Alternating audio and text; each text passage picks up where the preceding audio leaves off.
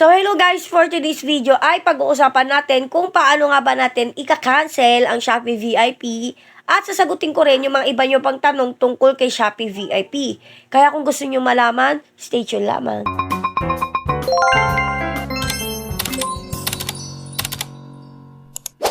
So, doon sa Shopee VIP ko na video, marami talagang nagko-comment doon at sinasabi na paano ika-cancel yung subscription kay Shopee VIP kasi meron na daw nag-auto renew yung kanya kasi hindi nga na Shopee, hindi agad niya na-cancel yung subscription niya kay Shopee VIP.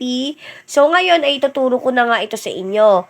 Pero bago yon, so ipapakita ko sa inyo na ang expiration ng Shopee VIP ko ay January 5, 2026. So, malapit na yan. So, nung time na nag-cancel ako, December 23 to ha, December 23, 2025. So, na-late lang ako ng video ngayon. So, dito makikita nyo rin na marami pa akong vouchers na available. At malaki-laki na rin yung total ko na save. So, ito nga yung total savings ay hindi po ito magagamit or hindi to cashback. Kasi ito ay pinapakita lamang ni Shopee kung magkano na yung na-total nating na save or na discount kung gumamit tayo ng Shopee VIP. So, dito para i-cancel yung subscription natin ay i-scroll lang natin pababa. So, makikita nyo sa pinakababa, ang nakalagay doon ay cancel subscription. So, i-click lang natin yan. Pagka-click nyo is may lalabas na ganito. Sabi ay, are you sure you want to cancel?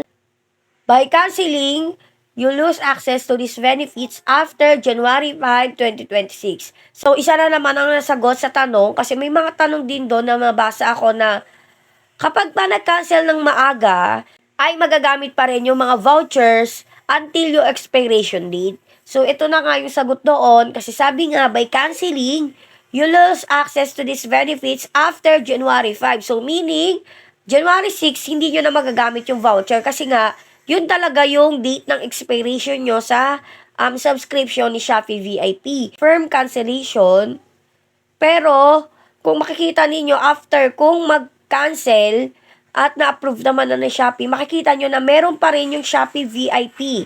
Yung mga free shipping vouchers, tsaka yung 20% off Cape at 70 pesos. Magagamit ko pa rin siya. Kasi nga, available pa rin siya at makikita nyo pa rin yan sa inyong Shopee VIP. So, sa akin, yung expiration date ko ay January 5. So, sa January 6 ay hindi ko na talaga siya totally magagamit. So, magiging regular na lang ako na Shopee user or Shopee account. Hindi na ako Shopee VIP. So, dito may nabasa rin ako na nag-auto renew daw yung kanyang Shopee VIP. Kasi nga, hindi niya agad na-cancel.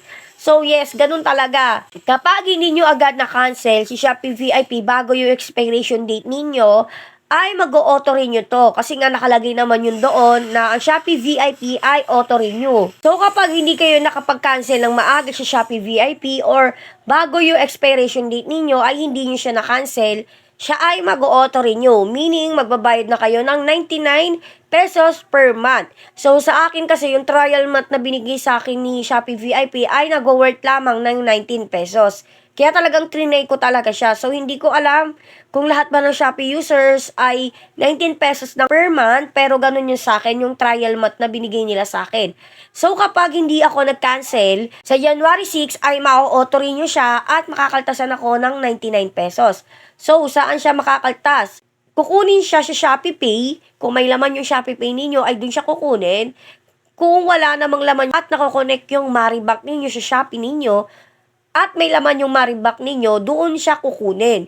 Pero sa tingin ko kasi, kung walang laman yun parehas, ay sana rin silang magkakancel. Kasi ganun yung nabasa ko.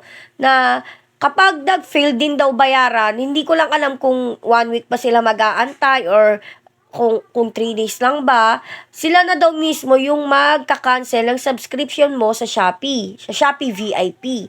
So, kung para hindi na rin kayo mabawasan ng pera, ay bago mag-expiration date ninyo, i-cancel nyo na siya. So, yun nga no, sana may natutunan kayo sa video na ito. Thank you for watching. Yun lang.